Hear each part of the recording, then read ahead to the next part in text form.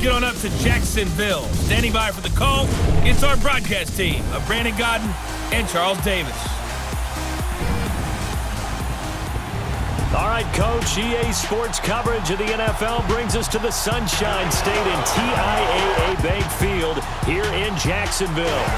A few minutes prior to us coming on air, this crowd was jolted into action with the introduction of these Jaguars.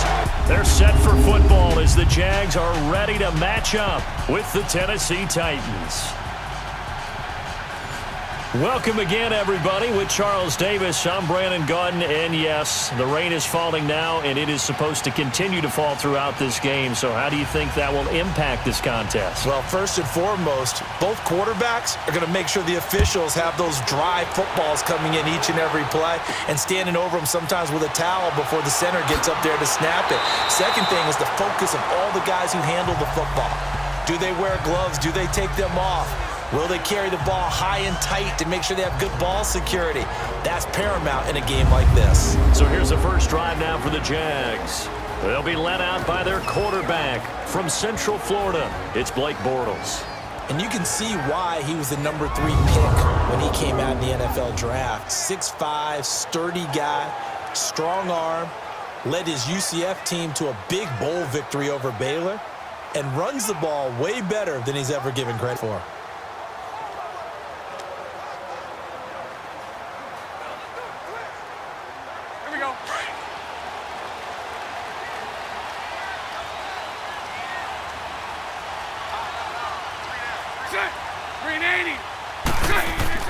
On first down, Bortles.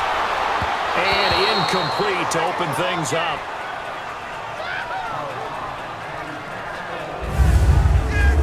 And the offensive unit now for the Jaguars. Let's take a look at tight end Austin Seferian-Jenkins, or ASJ as his friends and all announcers like to call him because it's a whole lot easier. Second tight end drafted in 2014, but production was really lacking until 2017 with the New York Jets.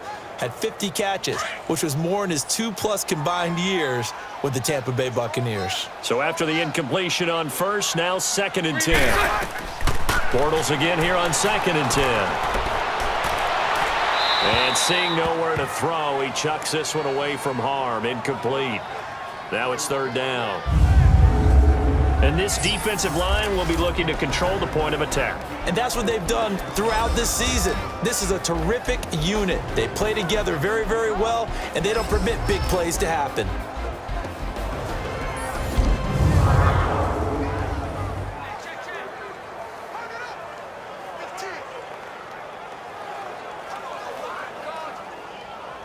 So now an early 3rd and 10 here on their opening drive.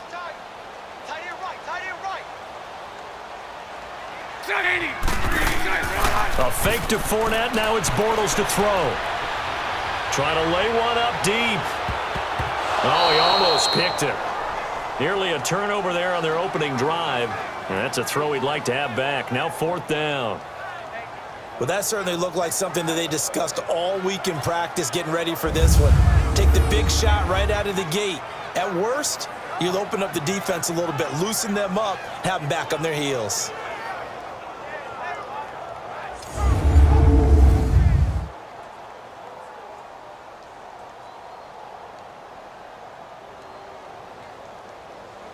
And the Jaguars send out their punter. He'll kick it away after a 3-and-out on the opening drive of the game.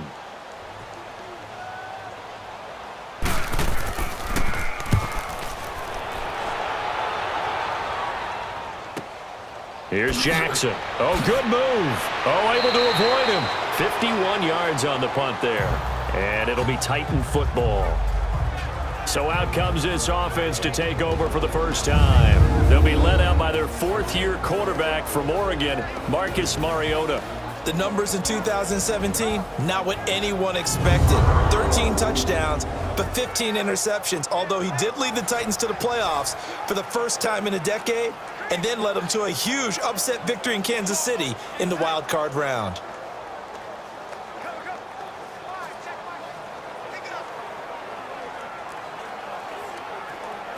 Mariota and the Titans break the huddle, 1st and 10 at their own 28-yard line.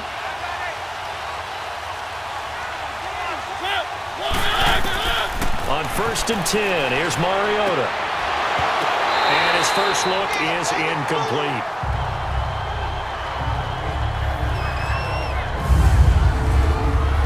And the offensive starters for Tennessee. The Titans wanted a little bit more out of the number 5 pick in the draft in 2017, and that is Corey Davis. And I expected they'll get it moving forward. Beset by hamstring injuries in preseason last year, it was slow going in the beginning, but he really started to come on as the season concluded. In fact, in the postseason, 9 catches, 98 yards with 2 touchdowns in 2 games. I expect that he'll be their number 1 receiver in 2018 and beyond. To throw Mariota. Under a heavy rush, and down he goes. Dante Fowler in there to drop him, and it'll be a loss of about 8. All right, partner, I'm going to be Captain Obvious right here. Not the start you're looking for offensively, right? Incomplete pass, followed by a sack. And when he went down, it looked like that right ankle got turned, but thankfully he popped up okay, and they breathed a sigh of relief on that sideline.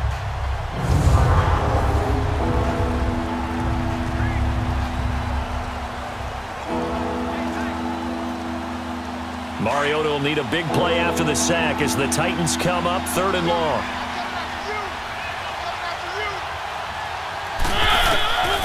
Working out of the gun, Mariota. Caught, right side, it's Lewis.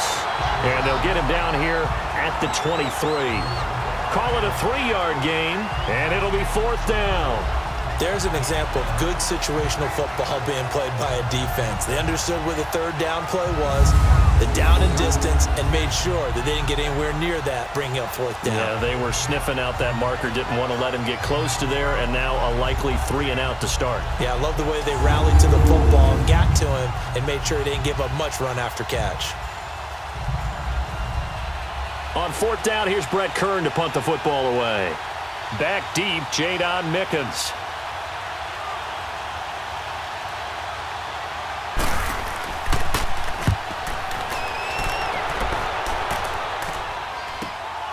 This is brought in at the 21.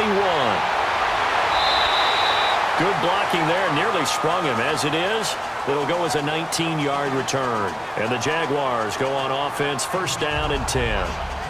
Out comes the Jaguar offense now as they get set to take over. They were forced to punt last time, and I doubt sincerely that they'll have to punt here because they're gifted with terrific field position. I don't even want to think about the idea that they would end up punting starting with this type of field position. Neither do they.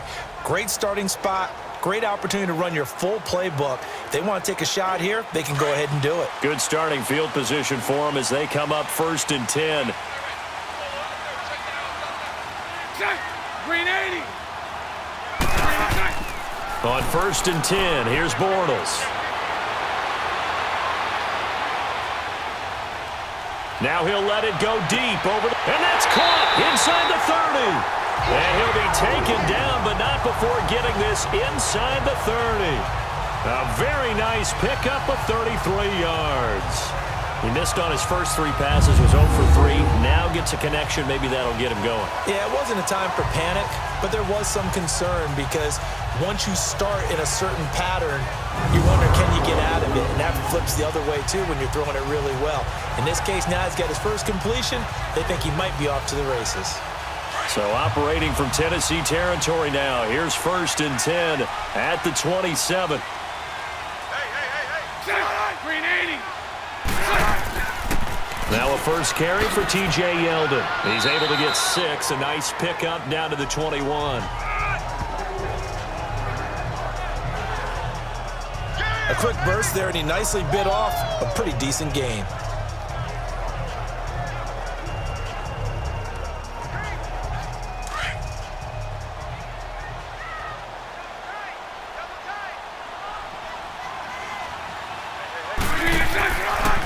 A first carry for Litter.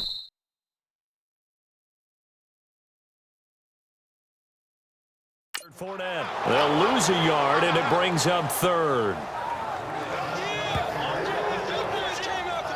Wow, that play got shut down in a hurry. As soon as the snap came, you could see defensively they were just closing in. That was going nowhere. Yeah, you count on your offensive line to give you a little bit of space, a little bit of time so you can make a move. There was none there for him.